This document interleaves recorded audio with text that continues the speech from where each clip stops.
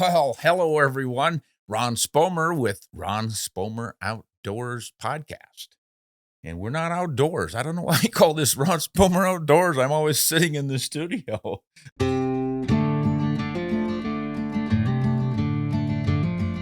Hey, we're going to do some more questions and answers. People seem to like those, and I enjoy them myself.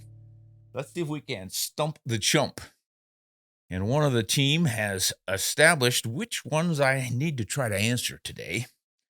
And these are pulled off of either the blogs on ronspomeroutdoors.com website, or the YouTube channels, usually Ron Spomer Outdoors YouTube channel. That's the main one where we demonstrate guns and ammo and ballistics and all that good stuff. And that usually generates some questions.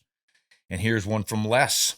What are your thoughts on converting to hammer bullets for a 280 Remmington? And then what about a 280 AI? Oh boy, this gives me a lot to talk about. I don't know if I would call it converting to hammer bullets. I would just say stepping up to hammer bullets, perhaps. Hammer bullets, for those of you who do not know them, and they're relatively new, I think it's about, 7 years now that they've been making them. Just a small company who had a better idea, and they're seeing it to fruition, and I think they've done a pretty darn good job with it. These are all copper bullets. Now, it's an alloy, so it's not pure copper. I don't know what they put in. It's the old secret sauce recipe. But boy, they sure seem to work. And we did an interview with one of the proprietors who started this whole thing, Steve. And he said that their design idea is for the petals to break off. If you're at all familiar with copper bullets, I'm sure you've seen the Barnes X bullet. That thing's been around for more than 25 years, and it's really built up a reputation for performance. And those are designed for the petals to open and then stay on so that you've got good expansion and a little bit of a spinning action. There's some debate about whether that spinning action makes any difference or not, but I think it surely does, because you can see the petals torqued to the side from the friction of going through the tissue. At any rate, that's the idea with them. It's essentially using a copper bullet to mimic the exposed lead of a soft point traditional bullet, without breaking up. Maintains full weight, so it got good momentum and continues with that momentum.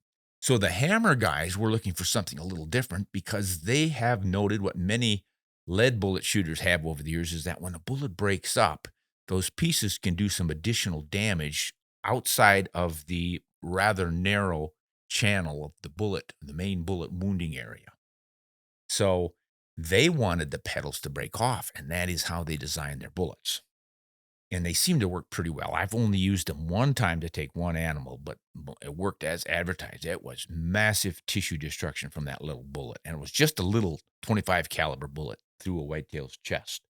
So it was pretty impressive. Now, if you want to switch to the hammer bullets for your 280 Remington, I don't see any reason why you shouldn't give it a try. You're going to be using a little bit lighter bullet. Remember now, the specific gravity of copper is less than that of lead. So in any given bullet length of a bullet of the same shape, the one made out of pure copper is going to weigh less than the one that's got a lead core in it. And this is why you will often see lead core bullets in a particular caliber, like 7mm, like this 280 Remington. They're usually topping out at 160 grains, maybe 175 in the sevens. But typically on a 280, you're going to see 140 and 150 grain bullets. The equivalent in a copper bullet is probably only going to weigh around, the equivalent of 150 grain would probably weigh 130 to 135 grains in copper. And then people go, oh, I can't get enough bullet weight. It's not going to perform. Yes, it will. Here's why. The lighter bullet can be driven faster. So there you're sort of making up lost ground to the weight issue. And because it's maintaining almost all of its mass in its shank, it's not breaking up into multiple pieces, it has good penetration potential. They generally shoot clear through an animal.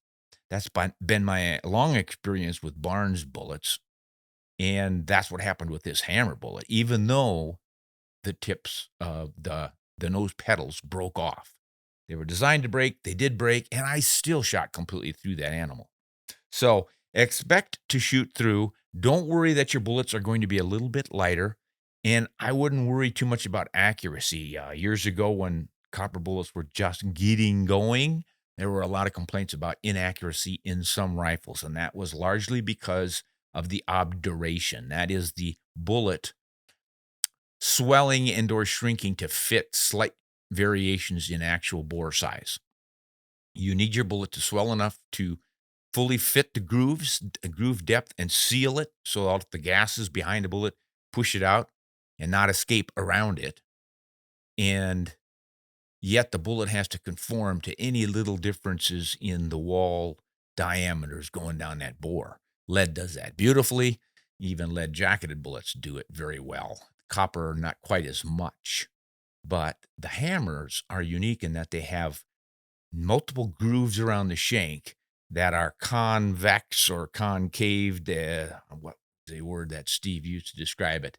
At any rate, it was not a sharp cut up and down and then a wall on the shank. It was just a gentle curve, and you only had a small percentage of that top of that curve that was actually touching in the bottom of the groove. So it reduces the copper fouling, reduces the pressures, and it helps maintain beautiful accuracy. It all works. So you might want to just research it, go to Hammer's website. I'm sure they've got plenty of information on there.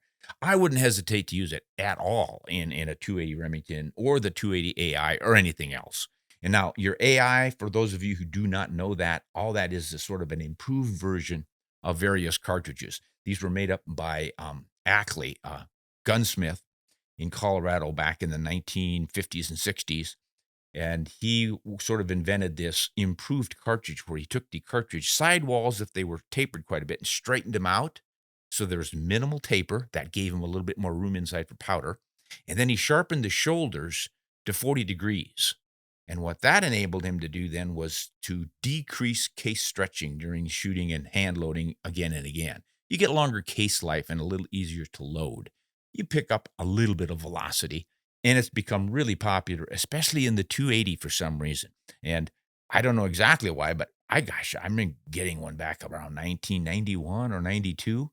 And I went out hunting with that 280 AI in a Rifles Inc. Strata stainless 5-pound rifle that shot like a house of fire. And I took elk and moose and sheep and deer. And oh my goodness, it was a great, great cartridge and rifle. So I'm high on the 280 AI.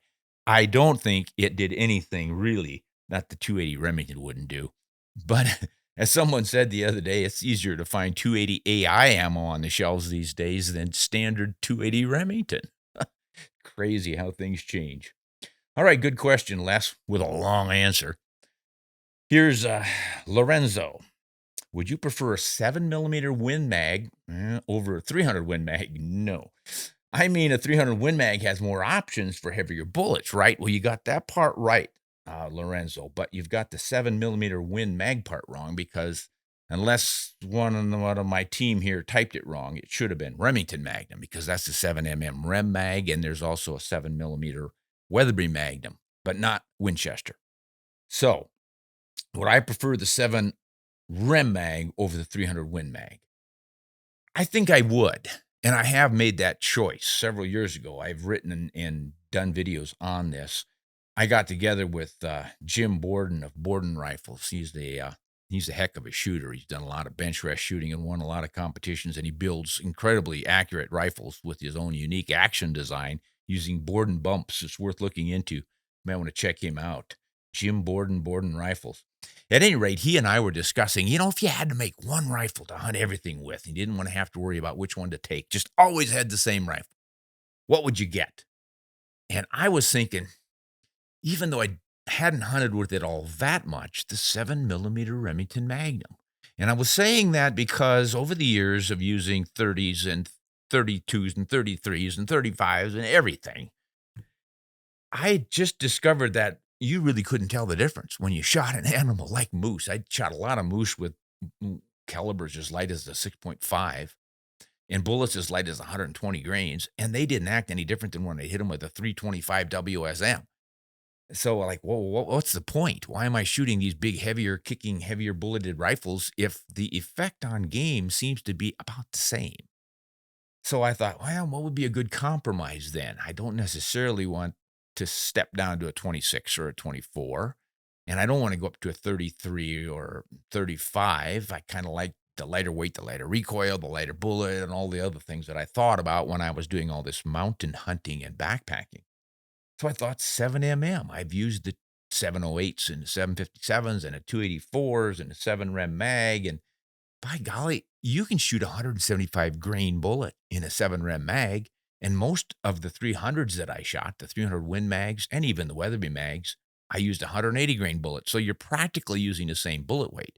So then I started looking at the ballistic performances and realized that because of the higher ballistics coefficient of the 175 grain 7mm bullet over the 180, if I stuck with those two bullet weights in those two cartridges, I would actually get better downrange energy performance, flatter trajectory, and less wind deflection out of the 7 Rem Mag.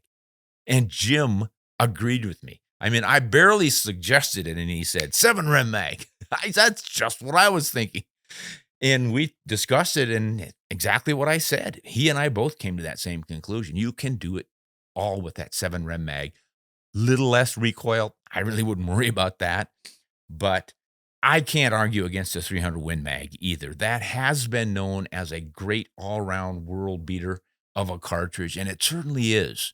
And yes, you can shoot heavier bullets in it. 220 grain, 230 grain, it'll stabilize. And you got some good choices for really big, heavy bullets for really big, heavy game with the 300 that you won't get with the 7 Rem. But I'm thinking most guys aren't going there. They're still going to go with that 180, maybe a 200 grain in the 300. And you've got to go up to about a 210 grain with the same basic bullet shape between it and the 7 Rem to get similar ballistics, same wind deflection and drop and stuff. But either one of them they're just a heck of a great choice. I kind of go to that 7 Rem Mag. And then if you push me a little bit further, I'd have to go with the 280 AI because it comes within 100 feet per second of the 7. And then you say, well, the 284 Winchester will come within 100 feet per second of that one. And pretty soon you're shooting the 757 Mauser and loving it. Oh, gosh. All right, this is B's question. B asks, what is the best pistol caliber carbine for close-range deer hunting? Well, now, B, if I understand you correctly here, what you're wondering is some sort of a handgun cartridge. I wouldn't say pistol. Pistol, we're generally thinking the autoloaders rather than revolvers. Revolvers are where you get your bigger 357 mag, 44 Rem Mag, 454 Casull, 460 Smith & Wesson, 500 Smith & Wesson. You're getting up there. Some pretty significant big game cartridges. So that's what you're probably referring to, and then putting them in a carbine, a short, I say, at 18 to 20-inch barreled rifle, usually lever actions, guys are thinking. Yeah, that's a popular option. And what happens when you do that is that you increase the performance of those handgun cartridges because you've got a longer barrel. There's where you get increased performance. You're getting a longer, more complete burn of your powder, and you can push the bullet faster. You can increase your muzzle velocity by several hundred feet per second, and that's going to give you more reach downrange. So yes, if you're in an area where you have to use these straight-walled handgun cartridges and or you just plain want to, and you are looking for more performance with those big bullets, that's the way to do it. Go with the carbine. What you are missing, though, with any of these handgun cartridges and bullets is the long shank for momentum. These handgun bullets, even though they're wide and we think of them as being Mr. Macho, like the old strongest handgun in the world, most powerful handgun in the world, Clint Eastwood, Dirty Harry, right? 44 mag, I think it was. Well, it wasn't even at that time, way back when he made that movie. It wasn't the most powerful, and it's not all that powerful anyway. Neither is the 454 Casull or any of them when you really look at it.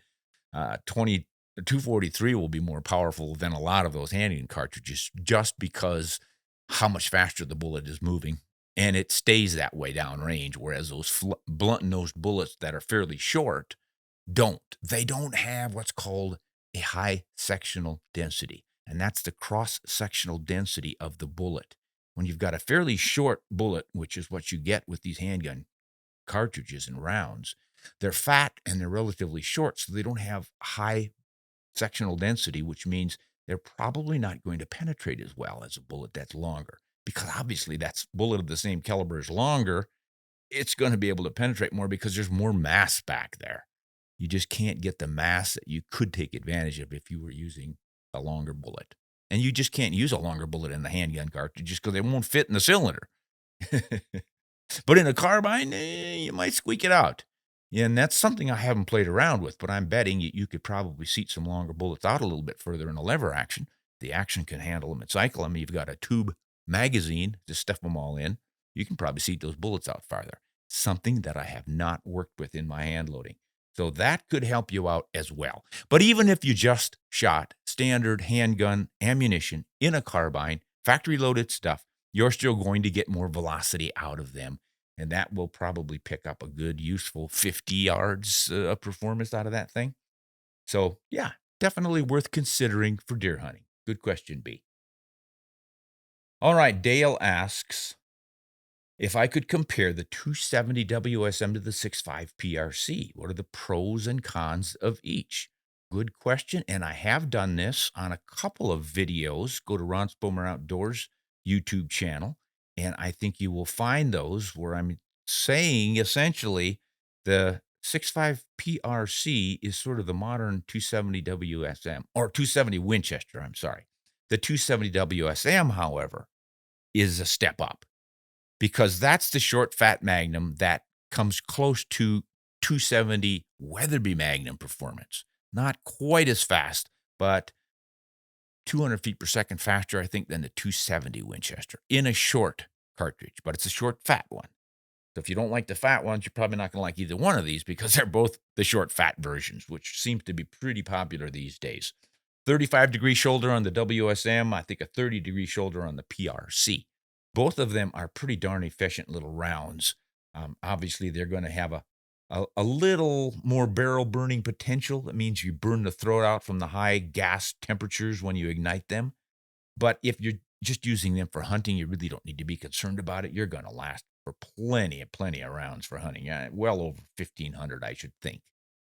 But it would be something that a lot of people would raise as an issue. I don't really get too concerned about barrel burning because I don't burn them out. Maybe it's because I trade rifles too often, ship them around, or use two different many ones. But as long as you're not doing a lot of rapid fire shooting or target shooting and putting 100 rounds a weekend through them and stuff, you're going to get a lifetime of hunting out of either one of them. But the 270 WSM is going to perform, golly, I don't know. It is close. You need to read those articles and or blogs that I did, because when you start comparing different bullet options in them with their relative velocities, you come pretty darn close. But I think the WSM would give you a little bit more advantage for the bigger stuff like elk and moose. I used the 270 WSM to do that. I've taken moose with them and caribou and elk, not the PRC. I haven't taken much but deer with that so far. But with your PRC, you're probably going to top out with a 156 grain bullet, roughly, maybe a 160. With the WSM, because of the twist rate in the barrels, you're probably stuck with 150. But you're driving that thing pretty darn fast. So I don't think you're going to go wrong with either one. If you're primarily a deer hunter, whitetail, mule deer, probably some pronghorn now and then, I think I would go with the 6.5 PRC. But for an all-arounder where you might want to run up north and tackle a moose, do some caribou hunting and whatnot, WSM's a great option. I mean, I really, really like that round. I've always liked the 270, the standard, and I've done quite a bit of hunting with the Weatherby Magnum, and that WSM just fits right in there. Plus, it's in a short action, same as the PRC. They're both short actions, but they're a little bit long short actions. And that's a weird thing, too, because there's no absolute definition of a short action cartridge. A lot of folks will say, well, it's the 308, and the length on that one is 2.81 inches or something like that. And these two are more like 2.9 or 3. And because of the long, sleek bullets and with those long, sharp tips, you stretch them out. Well, you just have to seat your bullet a little deeper. And generally what the rifle manufacturers do is they make a little bit longer magazine in those rifles, and it easily fits the cartridge. The action itself can handle them. It's the magazine length that sets you back. So you might want to check on either one of those with the rifle that you're buying, because Some manufacturers of short action rifles really do stick to that 308 length, so you might not get your factory loads to go down into the magazine box. So there's all sorts of interesting things that you have to learn over sometimes the hard way. I hope I can help you out here so you don't have to learn it the hard way. So yeah, those are the pros and cons of each roughly. But again, for more details, do check out ronspomeroutdoors.com website for some articles on it, and the YouTube channel too, because I do go into quite a bit of detail on the ballistics and drop tables and on drifts in the wind and all that good stuff. All right, good one, Dale.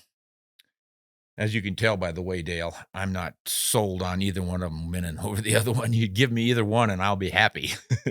They can sure do the job. This one is from Robert, and he refers to this video, Deadliest Deer Rifle, World's Deadliest Deer Rifle. I did that fairly recently. And he asks, what is the make and model of the 4570 that you feature in your World's Deadliest Deer Rifle video?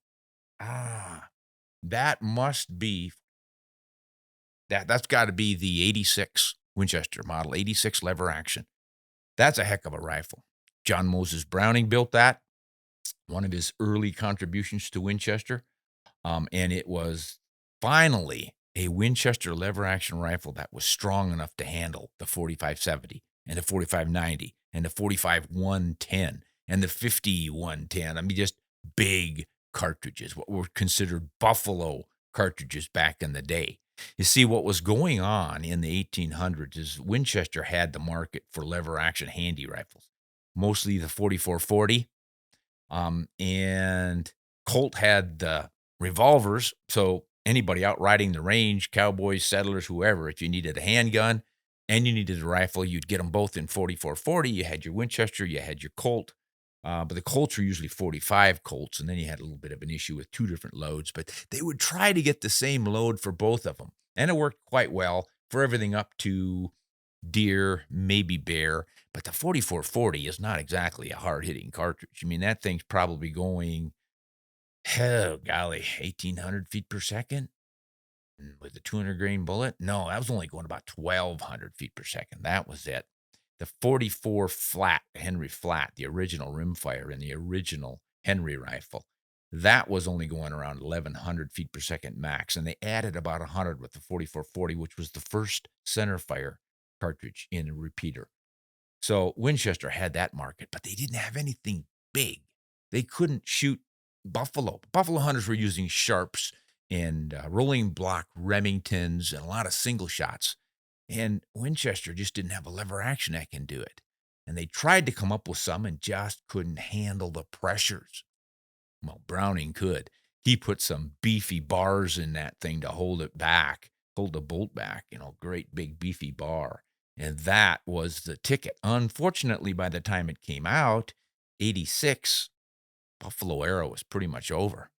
The market hunting had pretty much done them in, and there wasn't all that much of a call for the big guy anymore. But it was still remarkably popular in 4570 because that was the U.S. official rifle cartridge for the military. So there were a lot of them around, and they were originally put in the trapdoor Springfield, which is a really weak single shot action. You literally lifted the top of the breech of the barrel. You'd lifted that up like a little trapdoor on a cellar and dropped your round in there and closed it up. And it was pretty weak, so they had to load those things down. With this big guy, hand loaders could beef it up and drive that bullet a lot faster. For the 4570, then, I mean, it still hangs on to this day because it can shoot a pretty hefty bullet, and obviously it's pretty darn wide, and it's beloved by a lot of closer range hunters. So that was the one I featured in there. You might want to check it out. Just do a little research on the Winchester 86 lever action rifle. That's a big boy. All right, this is from Alan. Can you talk about maximum point blank range, or MPBR, in more detail? Oh boy, I should probably do a whole show on this, but we'll try to wrap it up really quickly. Maximum point blank range is a system for zeroing your rifle so that you can keep your bullet within your target diameter at your maximum distance, your maximum point blank range. So point blank means you aim dead on your target, right for the middle of the vital zone. And you should be able to hit it out to 200 yards, 300 yards, whatever your particular load can do. How do you do that? You have to do it by zeroing high at 100 yards. So depending on your cartridge, your bullet, and its velocity, you might be zeroing for 200 yards or 250 yards or 280 yards and sometimes even 300 yards, which most people are going to go, oh, wait a minute, you're going to be too high at 100. Well, you're going to be high at 100, but not too high. So let's think about a target being 6 inches. Vital zone easily is 6 inches on a deer. I would say you're probably good if you get within 10 inches. I don't know. That's the heart lung area. Pretty good size. But let's just go with 6 inches. That means we've got a zero for the center so that our bullet never goes more than 3 inches above the center. When it drops 3 inches below the center, that's your maximum point blank range. And with a 270, a 30-06, any similar cartridges, you're hanging right around 300 to 320 yards of aiming dead on and hitting that 6-inch target. Pretty amazing stuff. And what it does is it frees a hunter up to hunt and make a quick, assured shot, because you don't have to have all this dialing and range finding. If you look out and say, that deer looks to me like it's within 300 yards, you can hold dead on and drop him.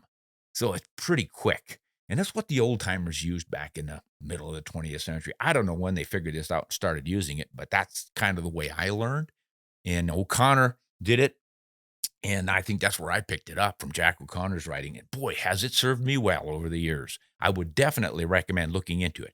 And if you're one of the modern shooters who likes the dialing, the scope, and all the other options for reaching longer distances, you can work with MPBR, maximum point blank range, and then add on your dialing afterwards. It's silly to zero for 100 yards because you're immediately dropping below it at 200, and you're really dropping at 300. So you're always dialing. With this one, you don't have to worry about dialing until about 300 yards. Then you can start reaching out.